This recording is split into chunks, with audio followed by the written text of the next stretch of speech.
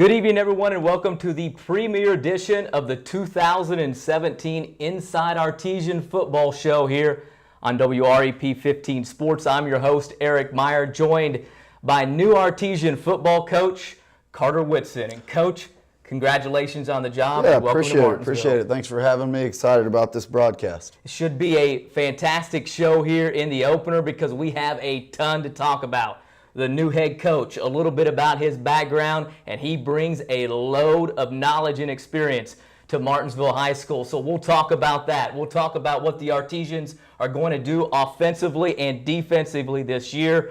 We'll take a look at our first glimpse at Martinsville, which happened last Friday night here at Sidowitz Field against Columbus East. We've got highlights, a very good turnout for the Artesians against a very good Columbus East ball club, and then we'll obviously look ahead to Guerin Catholic coming up on Friday night, the opener on Friday. But let's get right into you here at Martinsville. You've been here since January, about 8 months on the job. How things going? Awesome. It's been a great experience. Last trimester, last spring, I was here kind of substituting in all different classes. I was out here a few times. I was all over the building, and that was a great experience just to get to know people, get to know the building. And while I was doing that, I was working on building my staff, and that was the biggest step for me and maybe the hardest thing to do. So that's what basically I spent all spring on. You're able to get those people in, and it's a young staff. It's a different staff. People that have been around Martinsville football, they're going to notice a few people, but a lot of new faces as well. Yeah, basically the entire offensive side of the ball is new.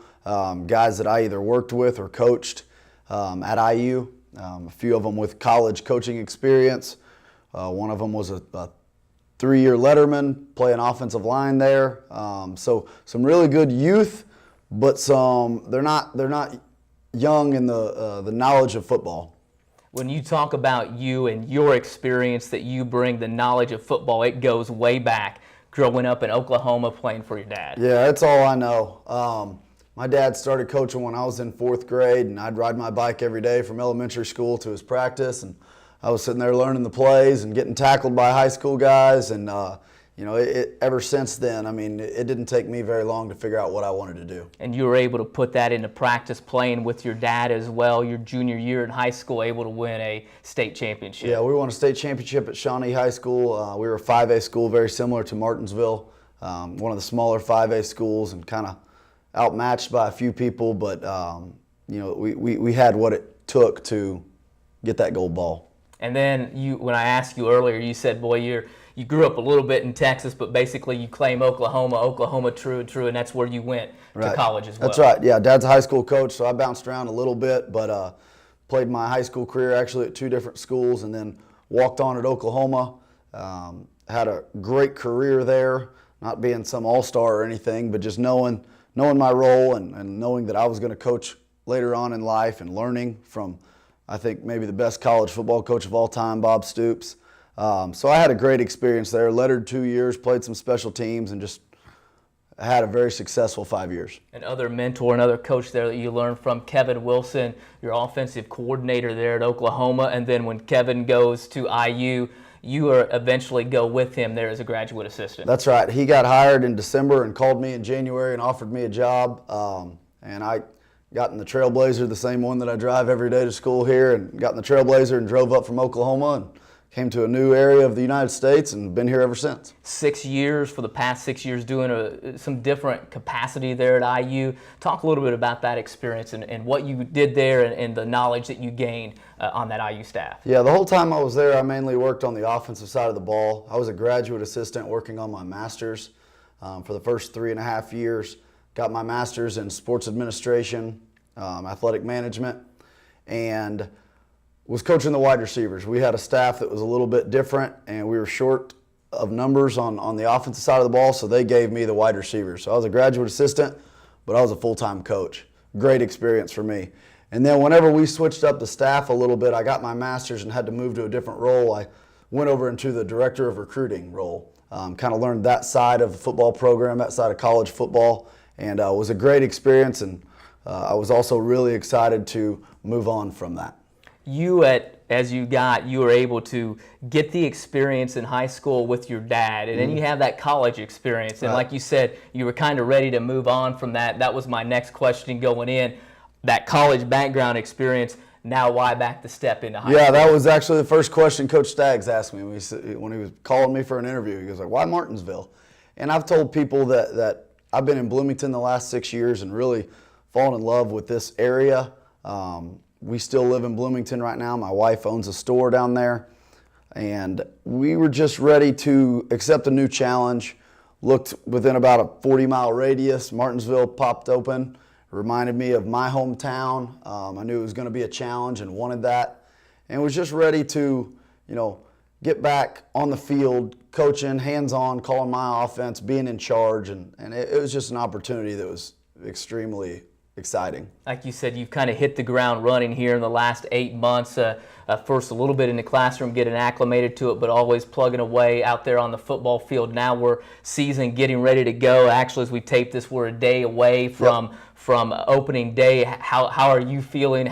What's that? Maybe some nerves or anything? Absolutely. I think it's good to be nervous. Shows you care. And I am, but I'm also really excited. I think you can channel that in the right way, and I hope my staff, I hope the kids are the same way, because if it's important to them, they're going to do the right things. It's been a big challenge to get it all put in, and it's been a little chaotic to make sure we know what we're doing pregame and make sure we know where we're going Friday and what we're wearing. But those things will settle, and when the lights come on at 7:30 kickoff, we'll be good to go. I asked one of our students who will come out and do a preview on the football game team, and I said, hey, maybe one of the questions, ask about the vibe, the feel, the camp feel, how things have been in the preseason. How would you talk about with the kids and how things have gone vibe-wise for everybody? I've told this to a few people. I am so pleased and very excited with how hard our kids work. We're going to be an up-tempo team, and we're going to play guys both sides of the ball, and we needed to be in tremendous shape to do that. And I think we're there. I think we'll see Friday night, but we won't be the ones that getting tired in the fourth quarter. Our kids have worked hard enough and are prepared to finish games. So that's the biggest thing that we've stressed, is just working hard, being in shape. The plays will get called, the tackles will get made. Let's just make sure physically we know that we're at our peak. Physically at your peak, because you'll be running an up-tempo offense, and I've talked to you about it. You say it's going to look very familiar, what you saw at Oklahoma, what you see at Indiana. Can you talk a little bit about what the fans are going to see on Friday night? Yeah, you're going to see different personnel out there. We're going to do some 10 personnel, which is 4 wide receivers, do some 11 personnel, which adds a tight end to the field, and we'll also do some 12 personnel with 2 tight ends. We like to say we're spread, but we want to run the ball and throw the ball. We're not just an air raid Mike Leach, Texas Tech, or Washington State team. We're going to run the ball and pound it, and then we always say go where they ain't with our passes. And you see that offensively. Let's talk a little bit about some of the guys that are going to be running things for you offensively and what you've seen so far out of some of those players in the preseason. Yeah, I've repeated multiple times that to our guys that it all starts up front. And we have our best leader, hands down, on the team is Riley Edgerton, senior left tackle, played both ways last year. Just a great kid, really challenges other guys to work as hard as he does. And if we could get more like him, this place will be really good, really fast. So he's our leader. He's the guy. People follow his footsteps. We're pretty good up front, I think. We've got some youth behind him and playing the other spots that I'm really excited about. Wait till they show up on a Friday night before I start talking about them. Other seniors on offense, Corbin Williams is playing outside receiver, had a great night last week, really stepped up. Darius Stillman is a phenomenal athlete. Going to use him a bunch of different ways, get the ball in his hands in open space. Drew Deaton stepping up, fighting for that tight end job. And then Jonathan Collier. Jonathan was the quarterback last year, getting back healthier. Going to be a really, really good player for us. Just excited for him to get back out there. Some of those kids on the offensive side, how importance does confidence play in these kids, believing in themselves, the coaches believing in them and all that? It really does. It's a huge factor. I was going on in the scrimmage last week against Columbus East. I know we're going to get to it, but I got on the headphones and told our coaches, I was like, I know we might have showed a little bit too much, but I wanted our kids to get some confidence because we were rocking and rolling. We were doing whatever we wanted, and I just wanted our kids to see that because they don't have it from the previous years. So they need to have their confidence from what we did Friday night, how hard they worked this summer, and just how prepared they'll be for every Friday night. Friday night, we talked about it offensively, what we're going to see up-tempo here in the tempo, snap it. We heard that down on the field during the scrimmage against Columbus East. Let's talk about it defensively. Talking to some of the kids, talking to some of the coaches, a little simpler than maybe what they've done in the past. Allows them to be more confident and fly around. That was step number one. We need to simplify what they do and really focus on stopping the run. We're going to have 9 guys with their eyes inside, stopping the run and adjusting to anything else. I know in this conference there will be a few teams that spread it out and try and throw it a little bit, but we have to stop the run no matter who we play. And then we've got great athletes on the edge at corner and safety that can make us right and make plays in the open field. Scheme-wise, if you're going to give it a scheme or you're going to talk a little bit about where people will play, what will the people see on Friday night defensively? You'll see majority of the time we'll have 4 down linemen, so we're not going to be an odd stack team or anything like that. We'll have 4 down linemen and 3 linebackers, 2 safeties, 2 corners, have the ability to go 2 high, have the ability to go 1 high with safeties, playing man, playing zone. We're going to blitz you. I mean, we're going to bring it all with really simple assignments. So you can't just dial up what you want to against us because it all looks the same, but our kids know where to go, know where their responsibilities are, and I think that's the biggest key defensively. Let's talk a little about the third facet of the game, which is the kicking game, and you'll have a good kicker back in Caleb Urban this year. Yeah, I'm so excited about Caleb. I think he scored 5 goals in the soccer game 2 nights ago or something. I need him about 5 extra points and field goals. Friday night would be great. Really excited about Caleb. Tremendous leg, great kid. Is playing soccer, so he's not with us all the time at practice, but when he's there, he's scoring points for us, and I think everybody really trusts him. Game on the line, we can put Caleb out there and win. Let's take a look. Let's talk first a little bit about the Columbus East contest before we get to the highlights. But a scrimmage, Columbus East, a perennial power. They did lose some linemen, a couple of them going to IU over the past year as well. But they've got guys back galore. Their quarterback, their tailback as well. But you guys, a tough test on Friday, and really happy with the way that your guys performed against a very, very talented ball club. Yeah, I am happy with how we performed. My biggest desire from last Friday night was to come out healthy, and we did that. So we accomplished goal number 1. Columbus East is a program that we want to be like. I mean, plain and simple, they are a powerhouse in 5A, and that's what we're building. So it was a great test for us. They are a team that's going to run it right at you. They might graduate some guys, but they're going to reload every year. So their quarterback's a really good player. I know he made a few plays on us, and that's going to happen. But yeah, I was pleased. I thought we did a little bit. We didn't show too much. We showed a little bit of tempo. I think our quarterbacks performed well. Had a few kind of almost close to some turnovers at the end that I didn't really like, that we really need to stay away from. But I was pleased overall with our effort Friday night.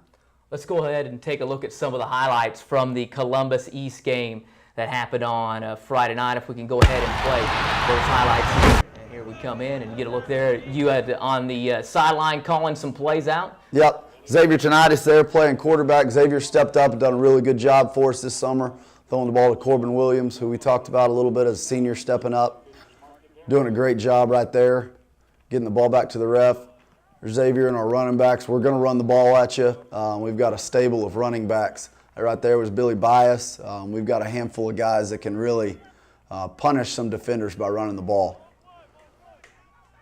Offensive line doing a great job of protecting right there, getting the ball outside to our weapons, and playing fast. Here's Travis Griffey in at quarterback. Travis, a little play action with deep ball to Andy Myers. Andy goes up and makes a great play, makes Travis look good. Awesome protection right there. We need a lot of those next Friday.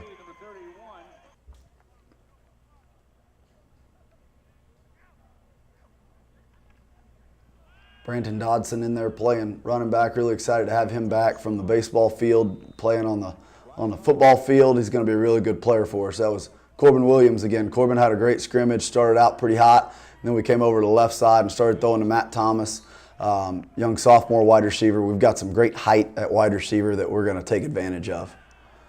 You'll see us. We're throwing it. We're spinning it. We're going to run it too, though. I think we're pretty good up front.